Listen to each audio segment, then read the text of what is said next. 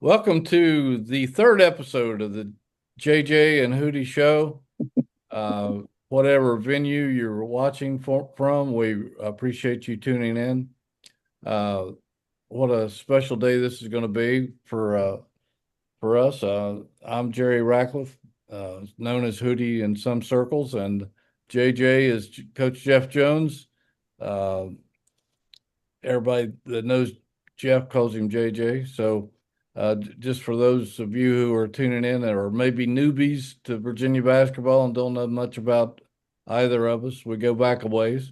And so does our special guest today, uh, a guy that I've always admired and had the utmost respect for. And I'm sure that Jeff is the same. Jeff played for him and I guess coached with him and may have even coached against him. I don't know. But today's special guest really needs no introduction to Virginia fans, but or to college basketball because he is a well-known figure across the country. Talking about Mr. Dave Odom, Coach Dave Odom. Dave, welcome to the show. Oh, my pleasure. Two of my best friends. What a way to break in my radio TV. I recreated it, so whatever I do.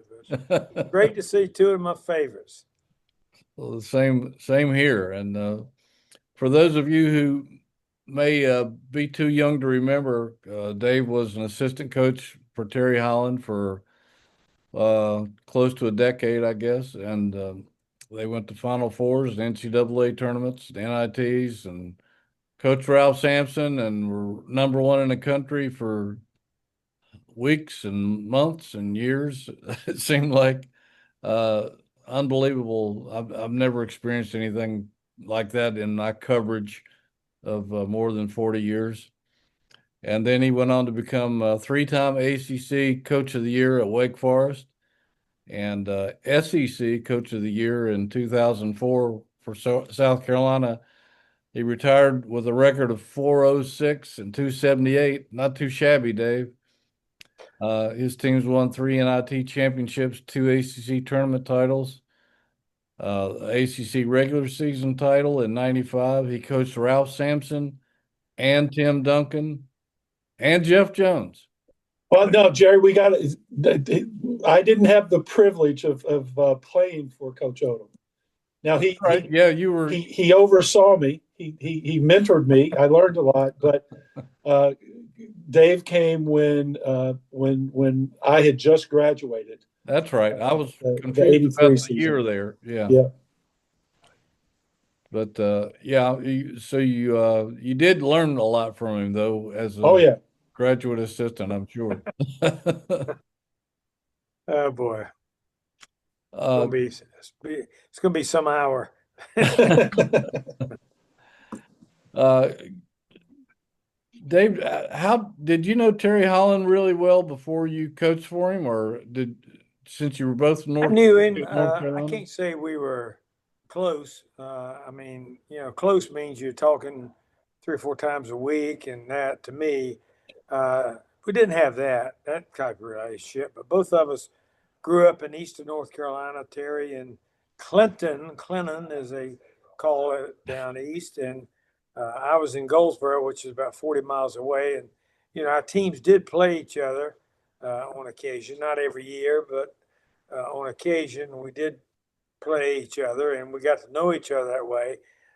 Both the teams in high school, certainly not, because of me, but Terry probably had more influence on his teammates than I did on mine. But we did play a couple of times during our high school year, and that was always fun. We did get a kind of a far away relationship, and but again, the biggest thing was Eastern North Carolina and basketball. So yes, we were good friends. I wouldn't call it close. Yeah. Uh, I guess you were had been at East Carolina when when Terry uh, approached you about becoming a member of his staff. Was that a tough decision, or did you jump all over that? As it turned out, I jumped all over it. and that's not no disparaging comment about East Carolina. I enjoyed East Carolina. I enjoyed the AD, the president.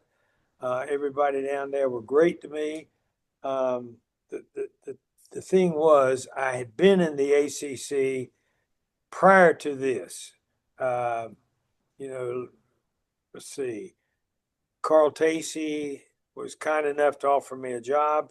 So I was 3 years experience with Carl Tacey at Wake Forest as an assistant.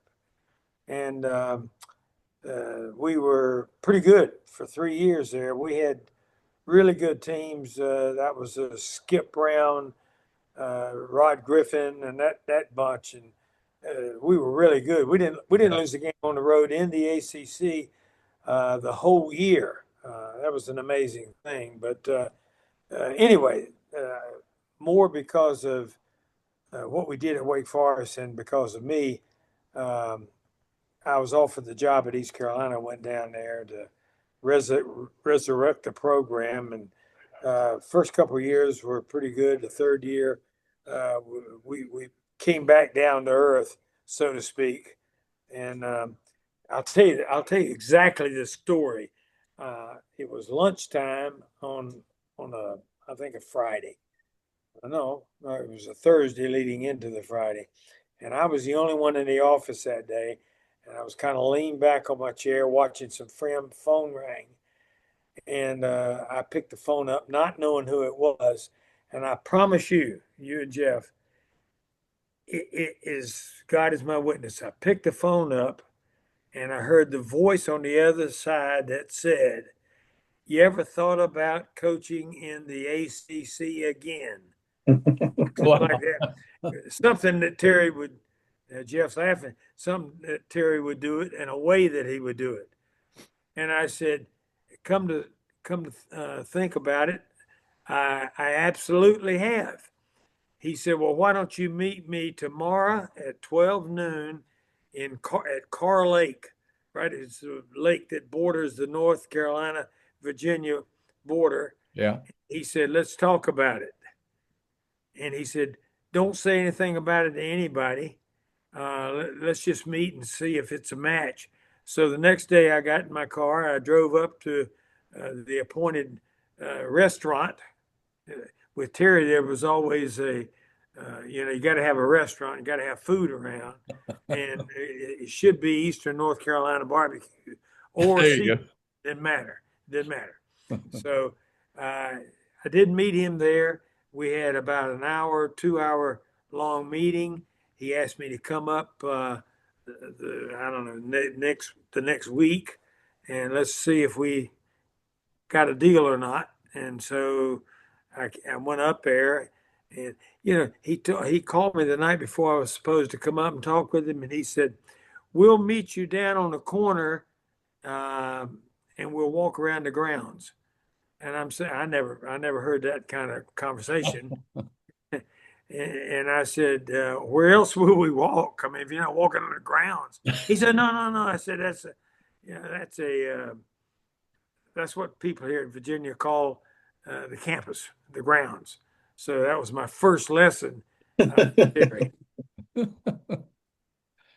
Anyway, he offered me a job. I went back and told my wife, "I think we're going to Virginia." He said, "You're not going to talk to me about it?" I said, "I think you'll like it. Don't worry about it." We got it done. Sure did. Definitely got it done.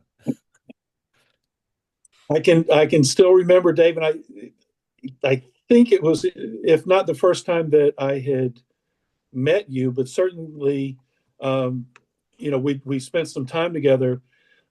You guys had Jeff Lamp and I fly up to Pittsburgh. We were working out.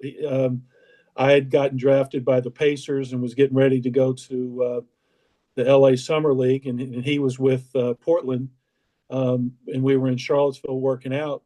But you flew us up to Five Star, and obviously you were a fixture at Five Star, and so that we got a chance to spend some time together, listening to Garf and shaking hands with Tom Konchowski and all that good stuff. Those were great days. people ask me on occasion something like we're doing right now. How did you get to? You were in the college ranks. I mean, excuse me, you were in the high school ranks, and you know, good record, doing pretty well. But going from Durham High School to the University of Virginia in a period of about 4 years, that's a pretty good trip. And I really didn't have much of an answer for him. I'll never forget though that first day on the job. I had not even left Pittsburgh yet, which is where Five Star was being held at the time. And I asked Carl Tacey. I said, "Look, there's this player that I think we would be interested in, named Jeff Lamp." And he said, "Jeff Lamp, he's a great player. He can really shoot the ball. He's a tough kid." He said, "You can get in on him." I said, "Well, this is my second week of camp with him. He knows who I am. I think I can get us into his house." He said, "We'll do it," and that's where the plane ride and all that kind of started. But I'll never forget that the first date, we go into his home, and they had two sofas, one facing this wall, the other one facing the other wall. And so I get the one that was least advantageous, because I was going to be respectful of the head coach, Coach Tacey. We walk in and he gets a newspaper and starts opening up, looking at it, and I look around like, I guess I'm supposed to talk. And so I start talking to him about the virtue of going to Wake Forest, and it's a great school academically, and new coach, and this and that and the other. And I look over there at Coach Tacey and I said, "Coach, what do you think about that?" He says, "Well, we better get home. There's going to be some bad weather." We didn't. I couldn't get him to talk. I mean, he was not the most talkative guy you ever been around, but he could really coach. He really could. And that was my first visit to a top basketball player that hopefully we're going to be able to recruit. Didn't happen. He went to University of Virginia. Smart move by him. I'm sure you were involved in that. You fellow Virginians take care of each other, and it worked out really, really well. Believe it or not, Dave, Carl Tacey was my eighth grade football coach and my Sunday school teacher. Wow. Where'd you grow up, man? Pulaski, Virginia. Good gracious. He was in, where was he, at Ferrum or someplace? He went from Pulaski to Davis and Elkins in West Oh, Virginia as head coach. Went from high school to that program. Then I think I can't remember if he went from there to Wake or if was something in between. no, he went to Ferrum. Ferrum, yeah. And Yeah, then I thought he Marshall. might have been at Ferrum. And then Marshall. And then back to Wake Forest like that. Okay. Jerry, it's your program, but I got a question I'd like to ask JJ. Sure. Did you chime in, and we'll see what we come up with here. Go right away. If you look at Jeff's history and my history, this is before we met each other. Jeff grew up in Owensboro, Kentucky, the son of a coach. Right. I didn't grow up the son of a coach, but I did grow up and had a son who was a coach. So I would ask Jeff what it was like growing up in a household with a regimented coach looking over his shoulder all the time. And then I'll tell you what it was like having a son who eventually became a coach. How about that for a question? I like that. That's a good one. It was great. Is the short answer. I loved being the son of a coach. I definitely think it gave me in my coaching career a different perspective than those that don't grow up in that kind of environment. Just I always had the chance, and my brother and I were different. I would always go to my father's practices and watch and listen. My brother would go, and he was a normal kid. I was the abnormal one, I think, but he'd want to shoot and he'd want to get out there and do stuff, and I was the one watching the drills and listening to what was done. I liked, even at a really young age, I liked the coaching part of it. The learning, the teaching. Um, with my dad, I can still remember uh, eighth grade, I believe it was, maybe ninth grade, um, in the driveway of our house at 2300 Venetian Way. Um, that's pretty good to remember. That was a long time ago. That is good. Always said you had one of the best memories I ever know. Well, not anymore, but um, we'd had a game, and that year, if it was eighth grade, we were undefeated like for 2 years. But Dad was giving me some pointers after the game, and then we had a little bit of a disagreement, and so finally, what our agreement was that he wouldn't tell me his thoughts on the game unless I asked. Now, so after that point, right, I always asked, but it was me asking for it as opposed to him giving it. And I thought that was always, really interesting and telling about, the father son, the father who's the coach and the son. That was really telling about that relationship and how that went. But I will say, Dad coaching at Kentucky Wesleyan College and you being at Virginia and Wake Forest is a little bit different in environment, but it was great growing up. I loved it. Wouldn't trade it. All right, I'll try to briefly. Everything's hard for me brief wise, but let me tell you about Ryan. And I know the people that are watching this are going to want to hear about Ryan and how he got into coaching. We moved to Charlottesville the first time when Ryan was in the third grade, I believe it was. And he went to Venable School. And, he was like any kid that age. He was into all the sports except football. He never matriculated to the gridiron. I don't know why, but maybe that was his mother's influence. But anyway, he was, soccer, basketball, baseball, all of those kind of things he was into. And I would go away on these extended recruiting trips and come home, and I knew exactly where to find him. It was down at University Hall where the Who's were practicing.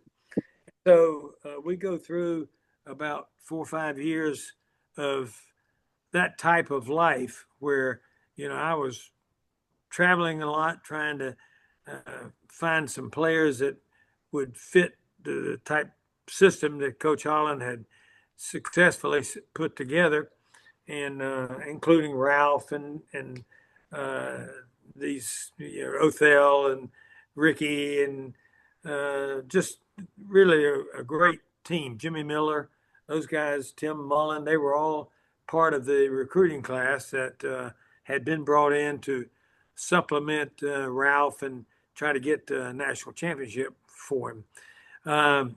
Here's the thing on Ryan.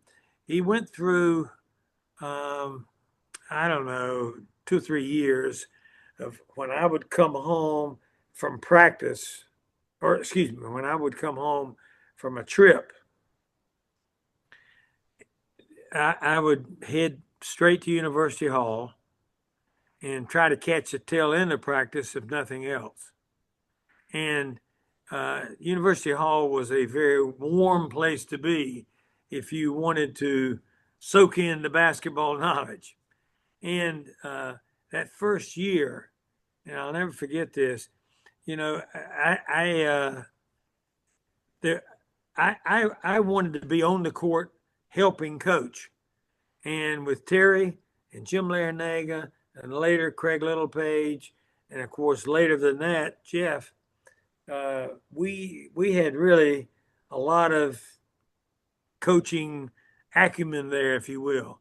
I mean, it was a lot of good exchange. And two things were true.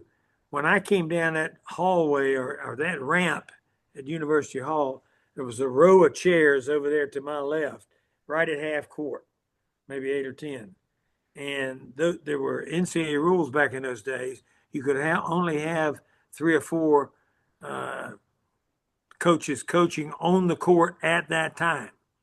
So I looked over there, and there were 2 of my favorites sitting over there on those benches or those chairs. And each one of them had a basketball, and they were talking back and forth. The bigger of the 2 was Jeff Jones. The smaller of the 2 was Ryan Odom. And it was every day. And every day they would put the ball between their legs, and they would Jeff would lean over and say something to him, and he'd throw the ball back to his legs. And so they just went back and forth, back and forth, and back and forth. And that was, admitted or not, that was Ryan's entree to college basketball and coaching. And I was blind and couldn't see it. I didn't realize that, but it really was. And there was one more thing that I'll tell you about, and then we can kind of open it up. Game time. We're playing, let's say, University of Houston, or we're with Olajuwon, or we're playing Louisville with some of the great players that they had on those particular Sunday afternoon games. And we were 1 or 2 in the country, and they were 2 or 3 in the country, or it might have been Dean who had the Tar Heels coming in there, whoever it was. And I kind of felt responsible for Ryan and making sure that he stayed out of the way. And he would, as we would have a timeout, I'd look for Ryan to make sure he wasn't getting in the way.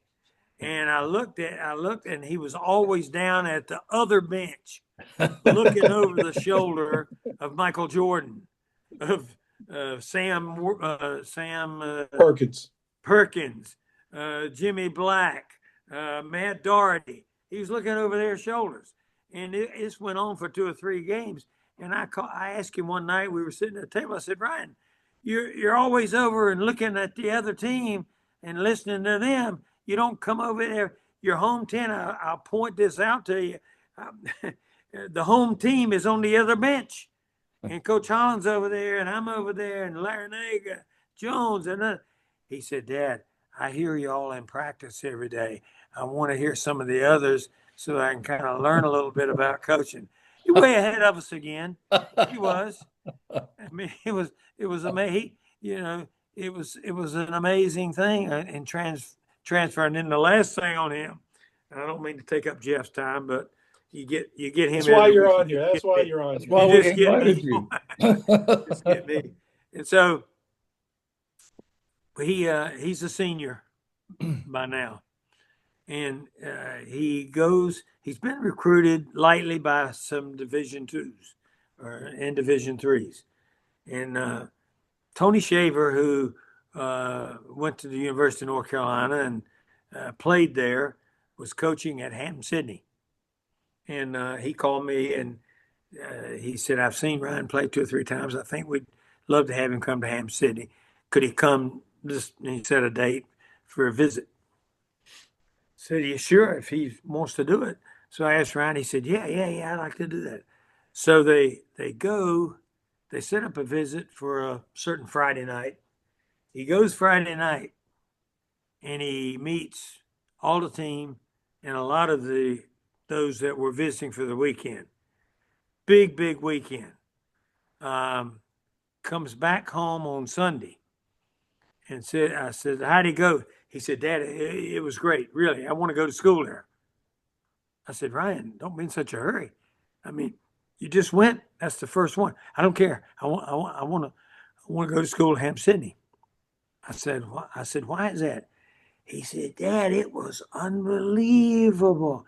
He said, they trucked the girls in on weekends. He said, I said, there's no women that go to school there. He said, I know, but they come in on weekends. Said it was unbelievable. I said, I'll tell you what we'll do. Tell you what we'll do. I'm going to take you back on a Tuesday, and you stay there 2 nights. And if you come home and you tell me you want to go to school there and you hadn't seen a female in 2 days, then we'll do it. So that's what happened. We took him back on Tuesday. He stayed Tuesday night, Wednesday night, Thursday, bam, home. So he comes home with the memory of the partying and all of that on weekends, and he enjoys the weekend. I mean, the 2 days with Tony Shaver and his basketball. So I said he went for the right thing. Girls and basketball. What else is there in college? It's you, Jeff. That's right. That's right. I'm sorry, man. I messed up it. That sums it up. I mean, that's the perfect recruitment. Yeah, I'm not sure Lucia will like that story very much, but You got to live with it, though. That's her. Oh man, what a great story. Let's talk basketball. Um, it's interesting that the father son thing is, as we were just talking about with both you guys. Do you have you looked over his shoulder any during his coaching career, Dave, or do you keep your distance, or do you try to help when he needs it? Well, I mean, you getting him to say that he needs it, you ain't getting that. I mean, he's totally confident in what he's doing, and he knows what he's doing. And I think in his formative years as a coach, meaning Lenore Ryan, where he may have done his best job there. Neil McGay was the AD and was kind enough and gave him an opportunity at, I don't know what he was, 26 maybe at the time. And that was really he did a great job. I didn't have to look over his shoulder. He knew what he wanted to do. And it's been like that all along. That's not to say we don't talk, we do, but we talk far less today than we did back in his Lenore Ryan or his UMBC days. He was a student on the job training, if you will, and he would call and ask, and we'd do it. Today, Jerry, and I say this with a measure of pride. I mean, he didn't need much from me. I remind him. We had a game a couple weeks ago, and I mean, I just told him. I said, look, the one thing this team needs that nobody else can give them is confidence. They need Ryan's confidence, and he's very good at that, sharing them. That you can do it, we can do it, let's do it, and that's the thing right now. As far as X's and O's, he knows what he wants, and I do try to stay out of it a lot less now. I mean, a lot more. I stay out of it more now than I did 10, 12 years ago. Yeah, Jerry, I can tell you it's kind of funny. I always chuckle, and this is going back to UMBC. Quite honestly, it started, but Dave was always has been careful about not pushing too hard. With his advice or whatever to Ryan. Dave would call me up, or he'd tell me if we were together and said, you got to talk to Ryan. You got to talk to him and say, tell him this at UMBC. And that was not too long after, I don't know how many years, but, he was on our staff at American. Ryan was probably more offensive minded at that point, than now. They're really, really good defensively, and they work on it, and they have been at VCU and Utah State. But at that point, Ryan was much more concerned with the offensive end of the court. And I can remember we were up there. ODU was up there. We had beaten Towson the day before, and we practiced at UMBC before we were going up to play maybe Rhode Island. And you happened to be in town, and we were practicing, and I remember you pulling me to the side saying, they got to spend more time on their defense, And so I passed it on to Ryan, and like I said, he just kind of chuckled. He knew where it was coming from and everything. But that was a really kind of cool perspective for me, to see that father son, and you wanting to help him but not wanting to step on toes, and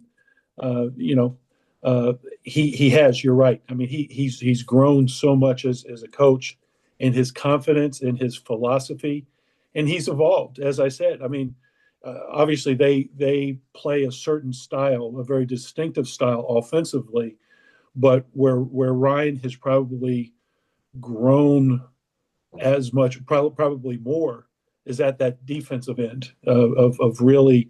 Yeah. I mean, they play really hard defensively, but there's a rhyme and a reason for what they do. I mean, they haven't named it, right? It doesn't have the pack line. It doesn't have a name or anything, but he knows exactly what they want to do and how they want to do it. And he and the staff, he's got a really good staff, by the way. I told him that, gosh, I watched 3 practices in a row. And the big thing I came away with was like, you've done a great job of putting together this staff over the, however many years. Matt Henry's been with him for a while, and Bryce has been a while, and Darius has been a while, and getting Griff to rejoin him, that was a big time move. That was really good. So, as you said, they really know what they're doing. That team is well coached, and I think because of that, the confidence that you're talking about them instilling, they're going to keep getting better. As the season goes on. I'm convinced of that. Probably more having watched practices than the couple of games that I've seen. It's interesting. I talked to Ryan earlier this week, and I thought maybe 2 games ago, I don't even know who they were playing at that time, but 2 games ago, and then this past game, a little bit better, but let's say 3 games ago, I thought North Carolina Central, maybe that game in particular, I thought they were a little bit lethargic. And it just, I talked to him. I said, you guys all right? Didn't have quite the spunk this game that you've had the other games. And he said, Dad, they're tired. I said, what? I mean, you're 3 games into the season and you're tired? How could that be? He said, I don't mean physically tired. They're mentally tired. They're tired of playing games that really don't count from an NCAA standpoint. I mean, they count on your record, but they're not going to get you into the NCAA tournament. Right. And he said they're eager to get to, I probably shouldn't tell this, but they're eager to get to some of those other games. And I said, well, as you know, buddy, they're coming. You won't have to. Yeah. You won't have to look for them. I can tell you, they'll be there. Yeah, and I think teams across the country. That's one of the hard things for the Power 4 schools that have multiple bye games, right? And they're supposed to win. The fans think that they're going to win, and quite honestly, a lot of the fans don't even show up for those games. All you got to do is compare the energy in the building and the energy that the Ryan's team had against Villanova in the exhibition, right? They were ready. They knew that was going to be a battle, and those guys were pumped for that. And against Ryder, against Central, against Hampton so far, they've had times during the course of the game where they, but it's not the same. And that's where you got to learn that you don't underestimate anybody, and that you get yourself ready to play. And with the one coming up on Saturday against Marshall, Marshall's had some nice wins. I mean, you don't go into Toledo and beat them without being a good team. So they need to be ready for these games. But I think that's a challenge that all of these, the ACC, the Big East, right, the Power Four, the Big Ten, the SEC, Big 12. You've got to be you've got to mentally be ready to go out there, and it might not be exactly the same if you're playing another big name school, but you've got to be ready to go out there and put in the work and not just assume that just because you're walking out onto the floor that you're going to win or you're going to win easily.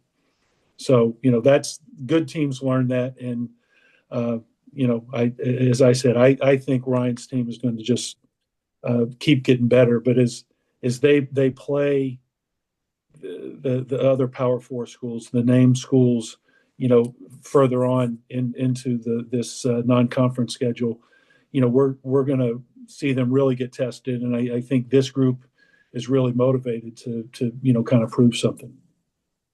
Yeah, you're right. And we've seen a few instances already this season where some of those bye games, guarantee games, whatever you call it, they've jumped up and bit the team that was the overwhelming favorite. So, Ryan's got an Right? easy. I mean, all Ryan has to do is talk about 1 versus 16. I mean, that he's got that in his pocket for the rest of his career. That's true. That's true. Did you guys ever have during your career, did you ever have a game like that, a bye game where you felt like you should have won by 20 and the other team came in and nipped you? I can't remember that certainly. I was just, well, why don't we do this? What is the biggest upset we've seen coast to coast so far this year? Wow. Well, I'd have to think I'm about talking about that. one of those. I'm talking about one of those kind of upsets. There was one this past week, and I can't remember who it was now. Definitely a big buy game, and somebody got beat. Not sure they were a top 25 team, but it was somebody that should not have lost that game. I can't remember who it was. Well, I tell you what, somebody beat DePaul. Was it last night? I mean, I can't remember who the team is, and they might not have been, a huge underdog. But I looked at the score and I said, man, that's not good for DePaul. I don't know. I mean, I was just trying to think, but I can't think of. Some of the games were close, but I don't remember anybody that there was a. I tell you, there's not a better feeling at American. During my time there, at American, we beat Maryland one year. We were able to play Georgetown close a bunch, but beating Maryland was great. We beat Florida State. There's one more I'm forgetting. We had a lot of close competitive games, but those games that's a good feeling when you go in there. You pick up a check for $90,000, $100,000, and you get the win. That's a good bus ride home right there. Good. No doubt. No doubt. Oh Lord. Dave, you got any stories about JJ? Just nothing other than, well, I mean, yeah, I can tell you all kinds of good stories about him, but the biggest thing it comes down to is, he had and it remains to have as much influence on Ryan in a good way as anybody alive. And I really, Lynn and I appreciate everything that JJ does with him. He can get to Ryan when maybe some of the rest of us can't. So we appreciate that, but I don't know. It just through the years you just kind of build a relationship that you can only experience. You can't read about it. you got to experience it as you go along. And JJ, the fact that he was or is or was and always will be a coach's son, he knows, he understands it, and his mom and I appreciate everything that he does for for Ryan and family. Appreciate that. JJ,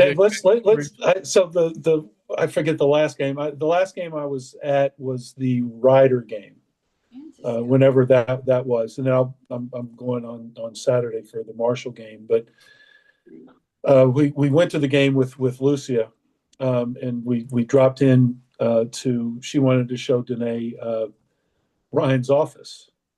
I had seen the office when it was Tony's, years ago, but so we went in there and saw it. And obviously, their offices are really, really nice.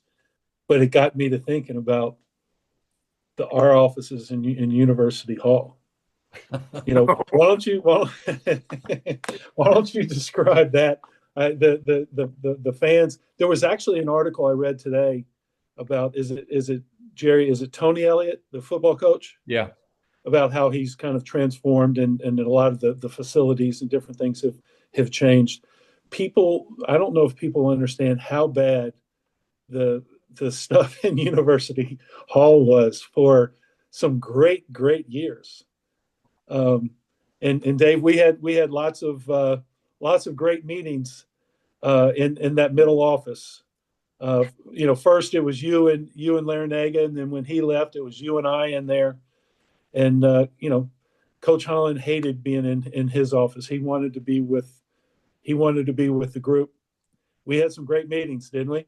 We did. And I mean, he would come in, he would go into his office, which was to the right as he walks in the reception room. He would go in there and he would, I don't know, presumably open his mail or whatever it was, but it was a 15-minute stop. Then he would come, and they had a sofa sitting over there against the wall, and he would always sit in the sofa. And Larinaga sat opposite me in a desk, and then of course that became yours when Jimmy left. But some of and I really mean this, some of the ideas that Wahoo fans saw come to life on the court were really born in that small meeting area that we had. I mean, and I think what happened is that just proves, greatness, and there was greatness there. There really was. You don't have to be under a very expensive chandelier above you to put all of that to fruition. It was just really greatness. I give you a great story. I'll never forget this. Downstairs at University Hall, there was another basketball office. Debbie Ryan's office was downstairs, along with her assistants. And we go through, I don't know, a couple, 2 or 3 months, 1 year, and we get through with our meeting, and everybody's getting ready to go down and go running at lunch like we always do. And Debbie's assistant, Gino Ariema, says to me, can I ask you a question? I said, sure. He said, if Debbie approves it, do you think Terry would be okay with me sitting in on some of your coaching classes or some of your coaching talks headed by Coach Holland? I said, I'll ask him, but I am sure it would be okay. And so he comes in for about 1 week, 2 weeks, 3 at the most. And he sees me at the end. He says, I've seen enough. I can't possibly take in all that y'all keep throwing at me. Wow. Like that. And it was Gino Ariema. Now, he is now, I guess, isn't this right, JJ? He's the winningest women's basketball coach of all time. Yeah. Yeah. Yeah. I mean, you know, Yeah. and you know, with and she hasn't been in it as long, but obviously somebody that Debbie and Gino coached, Don Staley. I mean, Yeah. you know, that's two pretty good in the women's side. Yeah, it is. Uh, and and I'll give you the prologue to that story. Um, Back whenever he was still alive and everything, they Nike would always host a summer getaway for Nike coaches who wore Nike uniforms and shoes. And we were in I don't know one of the California locations. And I don't gamble and I don't drink and all of that. So my job, they had this coaches roundtable, and my job was to keep the um, spirits alive as the coaches coached and as the coaches played uh, cards. Bayheim, Frieder, all those guys would get together and they'd play gamble. They'd gamble, and and so one of those trips, um, he called me.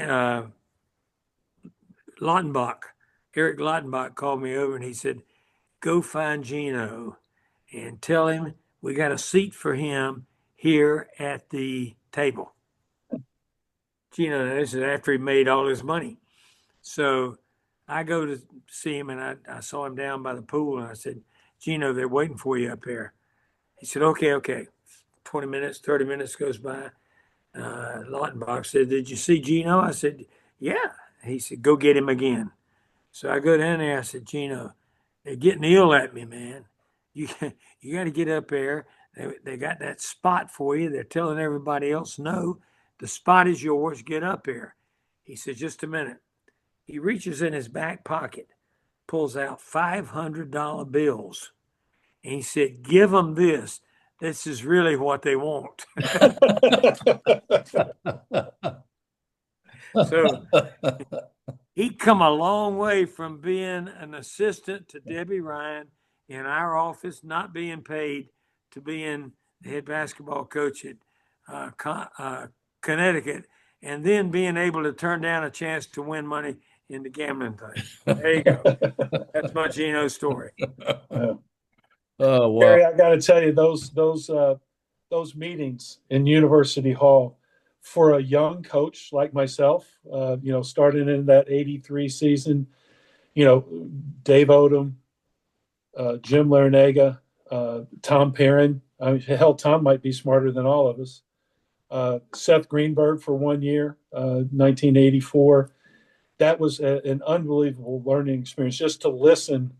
And we might talk, you know, those meetings might last a couple of, you know, 2, 3 hours.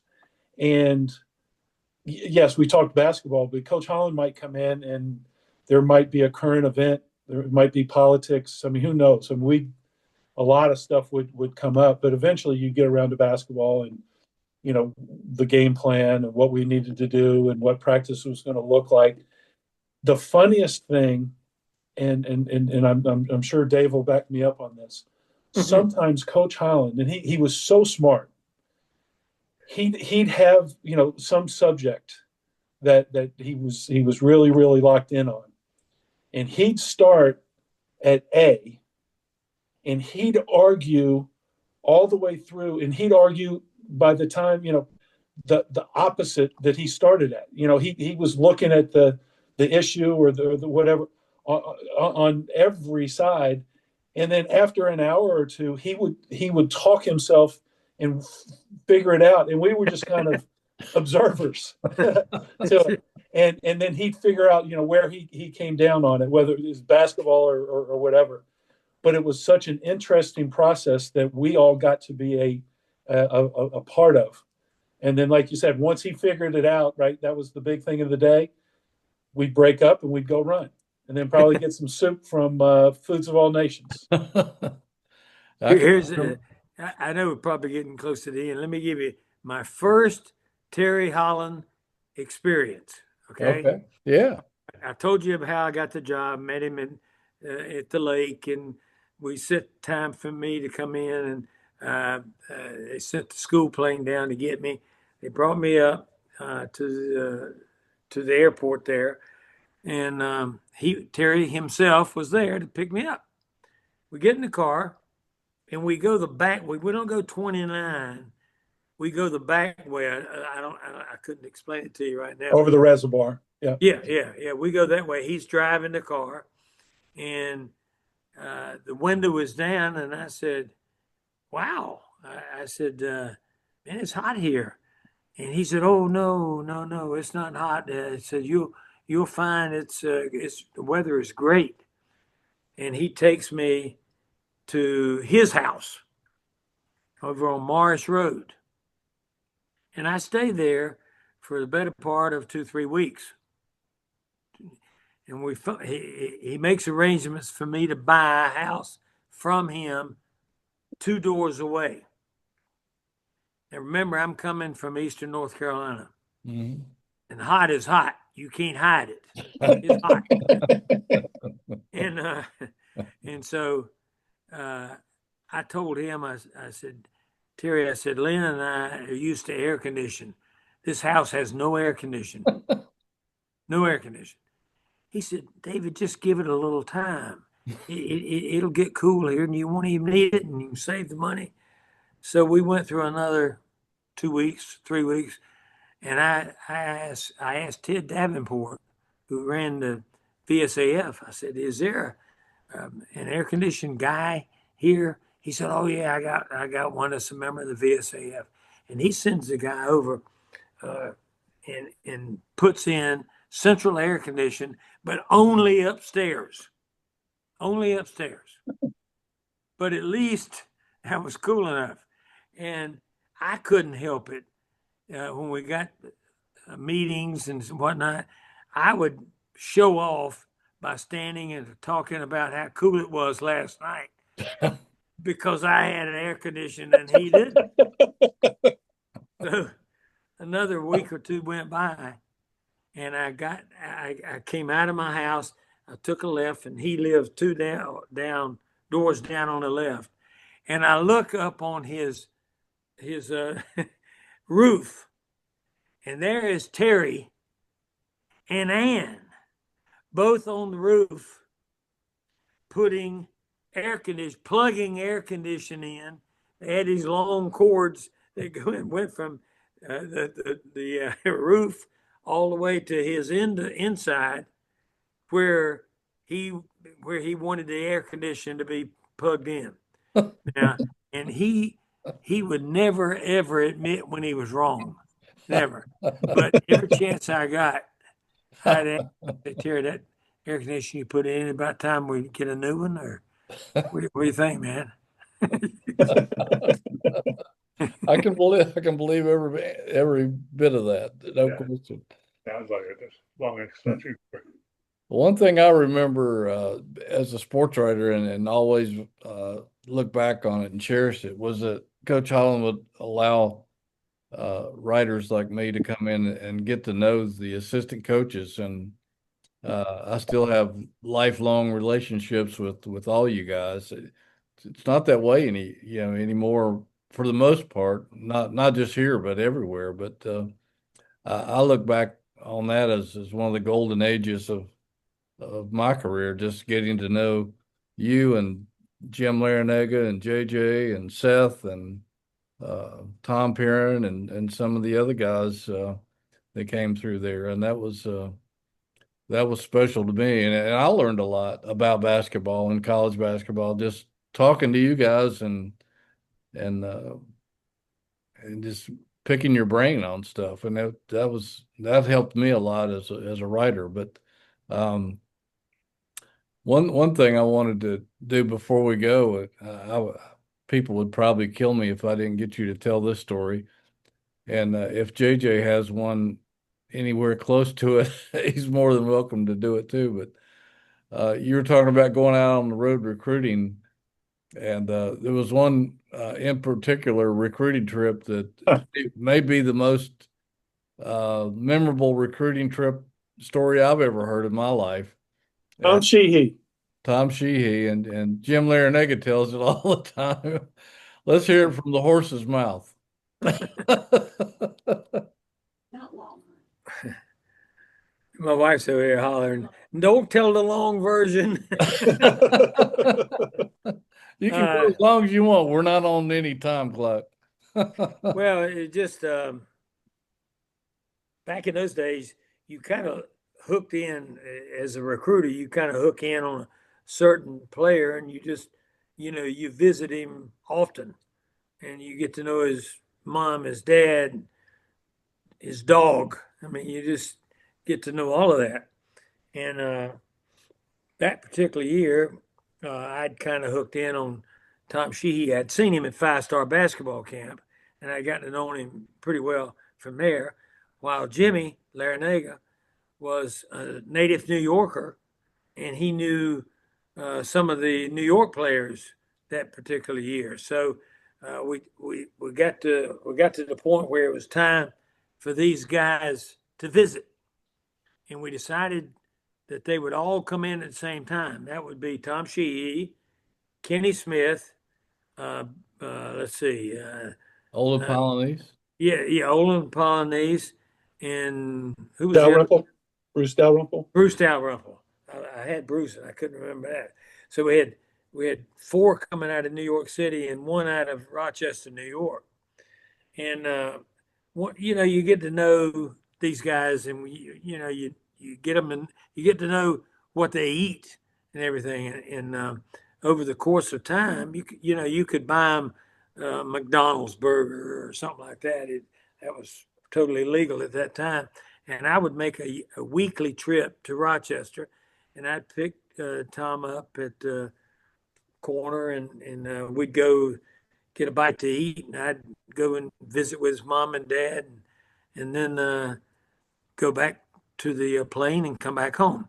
That would go on for a week, for a month, maybe 2 months in the fall. And it was time for him to visit. So Larinaga and I got together and we said, look, let's get the school plane and we'll go up together. And the plane will drop me off in Rochester and it'll take you on over to one of the airports over there in New York. And Larinaga said, yeah, that's great. That's great. So I knew that Tom Sheehy's favorite food, and I thought maybe the other 3 or 4 guys, their favorite food as well was pizza. So I get the plane picked me up at 4 a.m. and they take me they take me to Rochester and drop me off. And the plane goes and parks. And I go over to this local pizza place that I knew was going to be open because I'd already called up there. And I told them what I wanted because we were going to buy for the whole team. So again, it's 4 o'clock in the morning. So they let me off. And it's by the time I get my car, rent a car, it's time for me to go pick Sheehy up. And I drive, I know how to get there. I've been there so much. And dawn is breaking. It's now just light. You can just barely see. And we get to Sheehy's house and we go in the driveway backwards. We back in so we can get out. So we get there, I get out of the car. I look at the watch, it's about 6:15, 6:20 in the morning. And so I go up to the door and I ring the doorbell and Tom's mother comes out. Tom has somehow or another gotten by me and he's gone to the car. He's in the car. It's a taxi. We're waiting. And I'm talking to the mom and the dad. I don't want to just go out of there. You want to be nice to him. So we do that. And on my way back to the car, I hear, whoa, whoa, whoa, whoa, whoa, whoa. The dog was barking. He had bitten Tom on his right arm. He had bitten a hole, all kind of marks there. And I guess it was because he was in unfamiliar territory. I go back and I see Tom, he's bleeding like crazy. So I get him and I take him and I say, Miss Sheehy, get me a towel, get me a towel. So they get me a towel, I wrap it up, and I cut that. It was bleeding like crazy. It was coming through the towel. So I said, give me a phone. So I get a phone. I call down to Terry. I said, Terry, you're not going to believe what happened. What happened? And I go through all of that. He beat it. And he said, put Tom on, or put the mom on. And I said, well, I can. And I said, Tom, Miss Sheehy, don't worry about it. We got the best medical school in the country down there. They'll fix you right up. You don't have to worry about that at all. We'll fix you right up. And so the lucky thing was Tom's dad was a doctor, and he did a really good job of wrapping the paper and everything around it. And so I was worried they weren't going to let him go, but they did. They said, y'all go ahead. And come to find out, what had happened was a stupid taxi driver had backed up on the dog, which caused the dog to react adversely and bite Tom. I mean, it just scared the heck out of him. But the taxi backed up on the dog. Yeah. And so we finally got everything quiet there, and we go back to the airport, and we get in the plane before Larinaga does with his 3 or 4 players. And I told I said, look, you got to be careful here now, because it'll scare these guys to death. They're New Yorkers. They've never been on a plane. It'll scare them to death. You don't want to do that. So, yeah, I mean, they knew each other because they played on AAU teams together, but he was a little bit nervous about it. But the players, one by one, got on the plane, went back to the back. I took Sheehy back there and I set him down beside her. I said, now, guys, everything's fine. They were worried that there would be some malfunction with the plane because you got all this blood around and everything like that. Yeah. Larinaga said those other guys were horrified looking at all the blood on Sheehy. Yeah, they were. They were. But Now, we get there, and we get 2 of the players ended up signing with UVA, which when you're dealing with top players like that, that's a good ratio. I think they were what were the JJ? 4 came down. We got 2 of them. And I was going to say, people probably don't remember back. That was for now. Olden was very underrated at that time, right? But he ended up being an NBA first round pick. That was for really that's a great recruiting trip in terms of the talent on that trip. Dalrymple was all ACC. Kenny Smith, obviously, all ACC, probably an All American, played in the NBA. Yeah, that was a good group right there. Well, we got them. They played. Both universities benefited from that. So, well, let's see, it'd be 3 universities. Georgia Tech got Dalrymple. Yep. And Kenny Smith at North Carolina. We got Sheehy and Holden. So it was a good trip. Good day. Pretty good. Absolutely. Considering you ran over the guy's dog. Yeah. Yeah. Not many people could get through that. Well, it's a good thing the taxi driver was driving and Dave or Jim weren't driving. That would have been tough. Yeah. I was standing at the door when the dog started barking, And I just flew out of there to go find out what the heck had happened. There's Tom with his arm just bloody as it could be. By the way, I talked to him about a month ago, and we talked through that episode again. Did you really? Yeah, Where Virginia fans would probably like to know, where is he these days? he is in Florida, and he's working for a company down there, and I don't know what it is, but He's he is living his doing. best life. He's doing Yeah, great. there you He's go. been down in Florida for really since he quit playing overseas. Oh, Yeah, okay. that's a good way to put it, and Yeah. put a cap on this one. So, Jerry, I know we're probably about out of time, but hopefully, and I know the listeners will love, this with Dave and the stories and everything. I know that I did.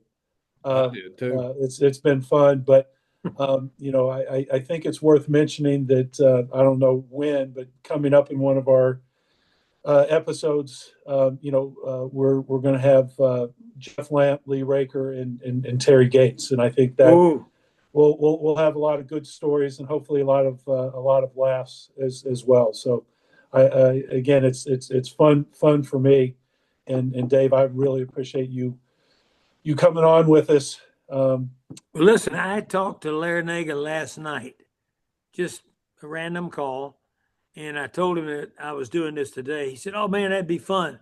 So I know if since he's not coaching anymore, he's looking things to do. So Jerry, if you want JJ or me to call Larinaga, and we'll do a threesome, a foursome, or whatever it turns out to be, we'll do it again for you. We'll do that. That'd be fun. Yeah, I love Jimmy. That'd be Talking about a guy with stories now. Larinaga got stories.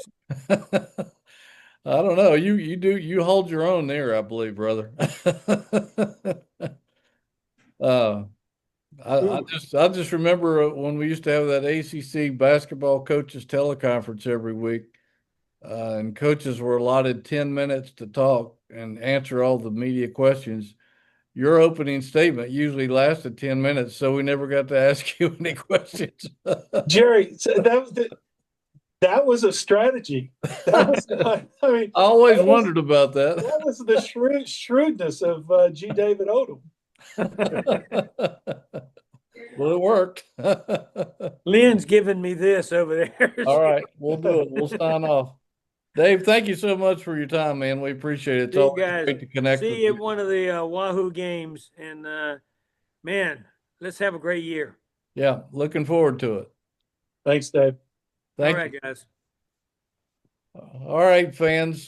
Thank you for tuning in, whatever platform you viewed us today.